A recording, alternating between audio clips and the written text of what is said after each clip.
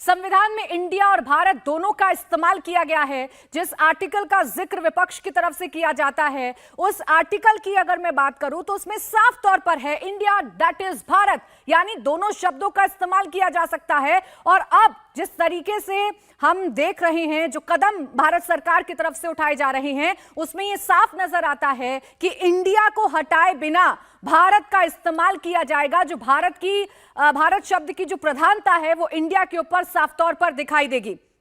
और इस बीच देखिए, एक बड़ी खबर आपको बता दें, केंद्रीय मंत्री स्मृति ईरानी ने भी ट्वीट किया है। केंद्रीय मंत्री ने प्रधानमंत्री की फोटो के साथ ट्वीट किया है, उम्मीद और विश्वास का नया नाम भारत। ये स्मृति ईरानी ने ट्वीट किया है। केंद्रीय मंत्री स्मृति ईरानी प्रधानमंत्री नरेंद्र मोदी के फोटो को ट्वीट कर रही हैं और उस फोटो को ट्वीट करते हुए बता रही हैं, उम्मीद और विश्वास का नया नाम भारत है।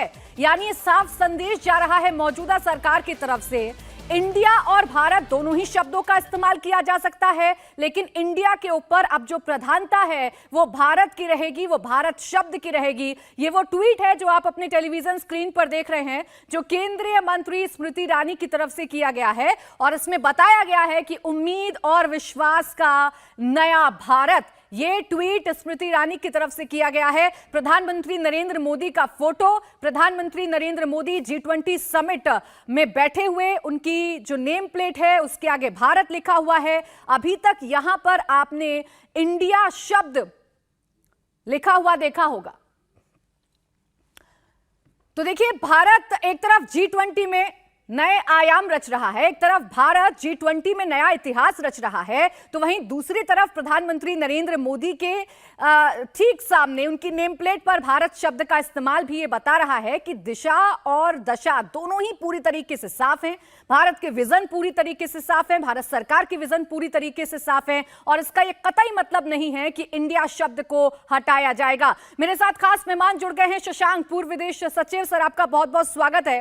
एक तरफ जहां G20 में भारत का गौरव बढ़ रहा है, एक तरफ जहां G20 के मंच से पूरी दुनिया भारत के सशक्तिकरण को देख रही है, वहीं ये जो छोटा सा बदलाव हो रहा है शशांक जी, इसे आप कैसे देख रहे हैं? बहुत विवाद हुआ इस पर इस देश में, जो डोमेस्टिक आप इसे पॉलिटिक्स कह सकते हैं वो हुई, लेकिन इसके बावजूद भारत शब्द का इस्तेमाल बड़ी ही प्रमुखता के साथ किया जा रहा है। देखिए, कई सालों से मैं समझता हूं कि ये इंडिया और भारत के बीच में बातचीत चलती रही थी कि इंडिया का जब डेवलपमेंट होता है तो थोड़ा सा लुटियंस दिल्ली या कुछ और चुने इलाकों का डेवलपमेंट होता था और बाकी पूरे भारत का फायदा नहीं हो पाता था। तो इसलिए मैं समझता हूँ कई पॉलिटिकल पार्टीज ने कई बार ये किस्सा उठाया कि इंडिया का डेवलपमेंट हो रहा, भारत का नहीं हो रहा है, तो हमें भारत का भी करना है। दूसरा मैं कहूंगा कि जो हमारे जो पॉलिटिकल ऑपोजिशन पार्टीज हैं, जिन्होंने मिलजुल कर एक इंडिया के नाम को एक तरीके से पॉलिटिसाइज करने का एक ढंग ढूंढा यूपीए से बचने के लिए, तो मैं समझता हूं कि उसकी वजह से ये थोड़ा जल्द और हो गया। और G20 में ये भारत को अपना कोई नए आयाम पे चढ़ना भी है, दिखाने हैं कि हम कहाँ तक पहुंचे हैं। इस समय विश्व की जो है बड़ी देशों में सब बहुत बड़ी तेजी से उभरती हुई हमारी व्यवस्था बन गई है, आर्थिक प्रगति हो रही है। दूसरा, हमारे को जो है यहाँ पर जितने भी साइंटिफिक अचीवमेंट्स हैं, चाहे चंद्रयान का हो, चाहे आदित्य L1 का हो, उसमें भी हमने बहुत अच्छी प्रगति पाई है और सब जगह इसका बहुत तारीफ हो रही है। तो मैं समझता हूँ कि एक प्रकार से विश्व में और भारत में, जबकि हमने पूरा एक नया कैंपेन जोड़ा है कि ग्लोबल साउथ की आवाज बनेंगे, ग्लोबल साउथ के लोगों की आवाज बनेंगे, भारत के लोगों की आवाज बनेंगे, तो मैं समझता हूँ कि भारत को इस समय दिखाया गया तो बहुत बड़ी बात है और बहुत अच्छी बात है, बहुत अच्छी पहल करी गई है। बिल्कुल, यही देखिए भारत की पहचान है। भारत पूरे सशक्तिकरण के साथ आगे बढ़ रहा है। भारत एक टोन सेट पूरी दुनिया के लिए कर रहा है, और कैसे वो टोन सेट हो रही है वो आज प्रधानमंत्री नरेंद्र मोदी का G20 के ओपनिंग में जो दिया गया बयान है उससे आप अंदाजा लगा सकते हैं। पीएम मोदी ने कहा कि कोरोना के बाद विश्व में विश्वास का संकट पैदा हो गया। साथ ही उन्होंने कहा कि मौजूदा युद्ध ने संकट को और गहरा कर दिया है। पीएम ने कहा कि जब हम कोरोना को हरा सकते हैं तो आपसी चर्चा से विश्वास के संकट को भी दूर कर सकते हैं। यह भी साथ मिलकर चलने का समय है। पीएम मोदी ने G20 के मंच से सबका विकास, सबका विश्वास और सबका प्रयास का मंत्र एक बार फिर दिया है। फ्रेंड्स, कोविड-19 के बाद विश्व में एक बहुत बड़ा संकट विश्वास के अभाव का आया है। युद्ध ने इस ट्रस्ट डेफिसिट को और गहरा किया है। जब हम कोविड को हरा सकते हैं तो हम आपसी विश्वास पर आए इस संकट पर भी विजय प्राप्त कर सकते हैं। आज G20 के प्रेसिडेंट के तौर पर भारत पूरी दुनिया का आह्वान करता है कि हम मिलकर सबसे पहले इस ग्लोबल ट्रस्ट डेफिसिट को एक विश्वास, एक भरोसे में बदलें। यह हम सभी के साथ मिलकर चलने का समय है और इसलिए सबका साथ, सबका विकास, सबका विश्वास, सबका प्रयास का मंत्र हम सभी के लिए एक पथ प्रदर्शक बन सकता है।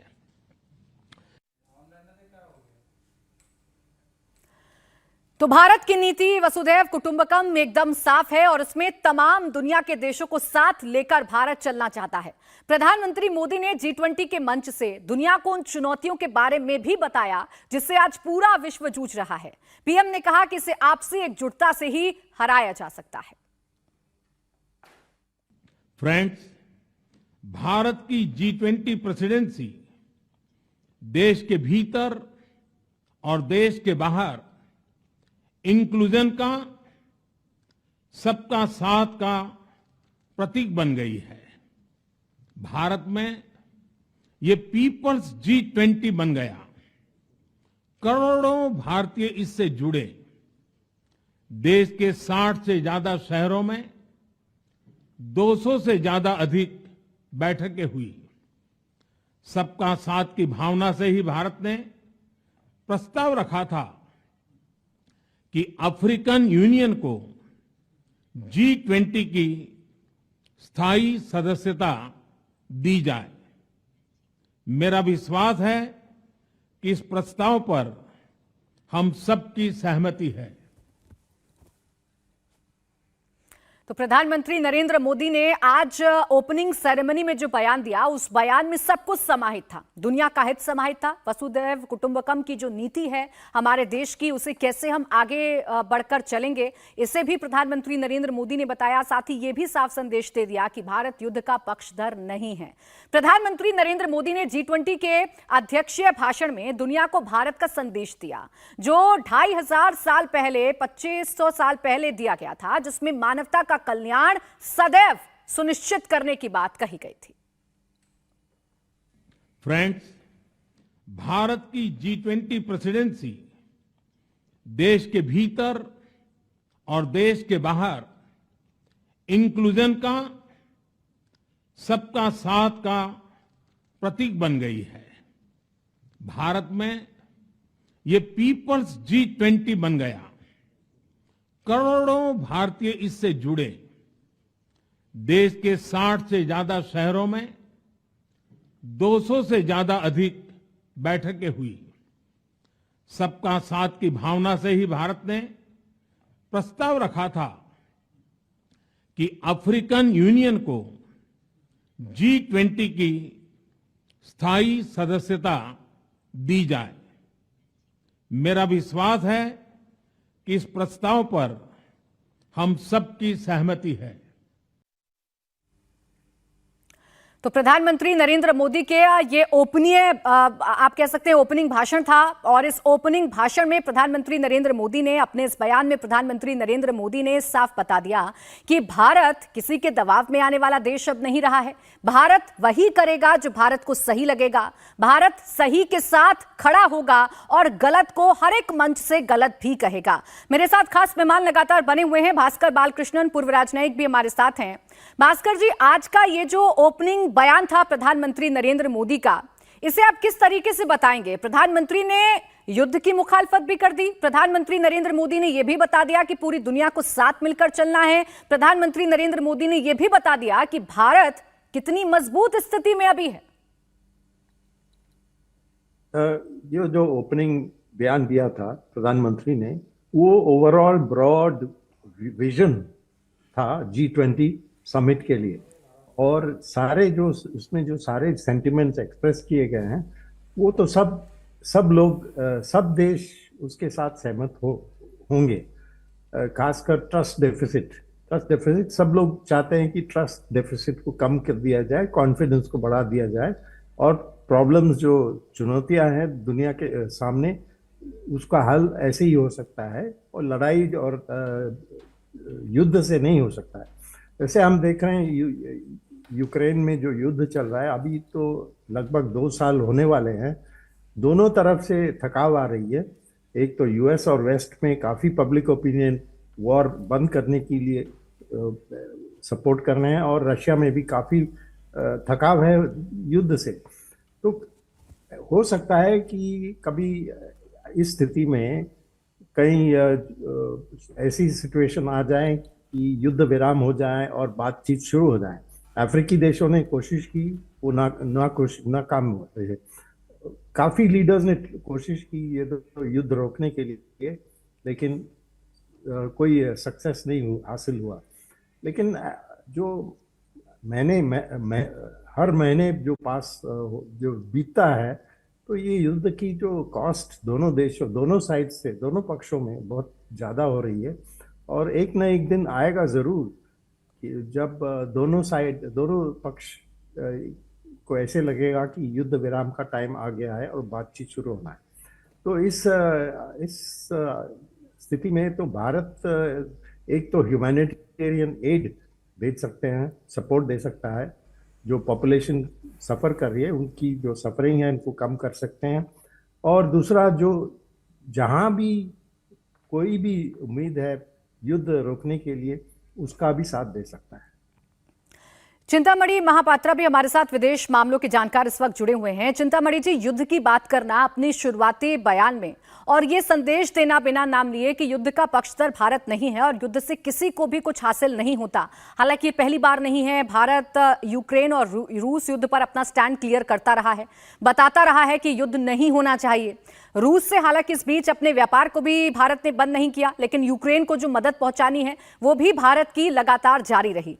ये भारत की डिप्लोमेसी कितनी स्ट्रांग हो चुकी है या किस चरण में पहुंच चुकी है कि भारत स्टैंड भी क्लियर कर रहा है, भारत अपने हितों को भी साध रहा है और किसी भी देश के दबाव में आकर कोई फैसला अब भारत नहीं ले रहा है। भारत का डिप्लोमेसी सबसे बेहतर डिप्लोमेसी है। भारत अमेरिका के साथ भी है, भारत रशिया के साथ भी है। भारत रशिया का वार जो चल रहा है यूक्रेन में, उसको सपोर्ट नहीं करता। भारत अमेरिका को सपोर्ट नहीं करता जिस तरह से उन्होंने सैंक्शंस इम्पोज किया है रशिया के ऊपर। भारत यूक्रेन को भी सपोर्ट करता है ये ह्यूमैनिटेरियन असिस्टेंस भेज के। भारत बार बार ये कह रहा है कि डायलॉग एंड डिप्लोमेसी एक ही रास्ता है जिसमें जो ट्रस्ट डेफिसिट है उसको खत्म करके कोऑपरेशन को कैसे आगे बढ़ाया जाए। प्रधानमंत्री ने किसी का नाम नहीं लिया, फिर भी एक इंडिकेशन दे दिया। वर्ल्ड वॉर 1 यूरोप में हुआ था, वर्ल्ड वॉर 2 यूरोप में हुआ था, वो भी खत्म हो गया। 10 साल तक सोवियत मिलिट्री इंटरवेंशन अफगानिस्तान में था, वो खत्म हो गया। 20 साल से ज्यादा वार ऑन टेररिज्म चला अफगानिस्तान में, वो भी खत्म हो गया। कभी ना कभी यह यूक्रेन वार भी खत्म होगा, मगर जितना जल्दी हो सके उतना अच्छा है। और अभी यूक्रेन में जो वार हो रहा है उसका परिणाम भुगत रहे हैं ग्लोबल साउथ के जो डेवलपिंग कंट्रीज हैं। तो जब ये सबका साथ, सबका विकास, सबका विश्वास की बात कर रहे हैं, वो ये जता रहे हैं कि भाई लड़ाई तो आप कर रहे हो, मगर भूखमरी में मर रहे हैं अफ्रीका और बाकी सारे डेवलपिंग कंट्रीज के देश। फ्यूल का प्रॉब्लम है, फर्टिलाइजर का प्रॉब्लम है, फूड का प्रॉब्लम है। तो इनडायरेक्टली उन्होंने सबको कहा कि जब तक ये युद्ध बंद नहीं होगा तब तक पूरे विश्व में हलचल मची रहेगी और लोग भूखमरी से भी मरेंगे और उनका जीवन बिल्कुल अस्थिरता हो जाएगा। दूसरी बात, उन्होंने बहुत बढ़िया तरीका से बताया कि जो डिप्लोमेसी होती है वो डिप्लोमेसी में गवर्नमेंट टू गवर्नमेंट डिप्लोमेसी होती है। उन्होंने ये बताया कि G20 का मीटिंग सारे इंडियन स्टेट्स में ऑर्गेनाइज किया गया, 60 सिटीज में ऑर्गेनाइज किया गया और 200 से ज्यादा मीटिंग हुआ। मतलब उन्होंने बताया कि जो सबका साथ सबका विकास की बात है, ये G20 का मीटिंग को कैसे एक डेमोक्रेटाइज करने के लिए कोशिश किया है और उनको बताया। बिल्कुल, कि देखिए चिंतामणि जी, G20 जिस विश्वास का जिक्र आप कर रहे हैं, इसी विश्वास की बात प्रधानमंत्री नरेंद्र मोदी भी करते हुए नजर आए कि जो एक विश्वास का अभाव पैदा हुआ है, वो अभाव हमें दूर करना है और इसकी शुरुआत ऐसे ही हो सकती है कि जो यूक्रेन और रूस का युद्ध चल रहा है उस पर विराम लगे। इंडिया टीवी हर वक्त हर जगह डाउनलोड करने के लिए सर्च करें India TV news Google play store या ऐप स्टोर पर।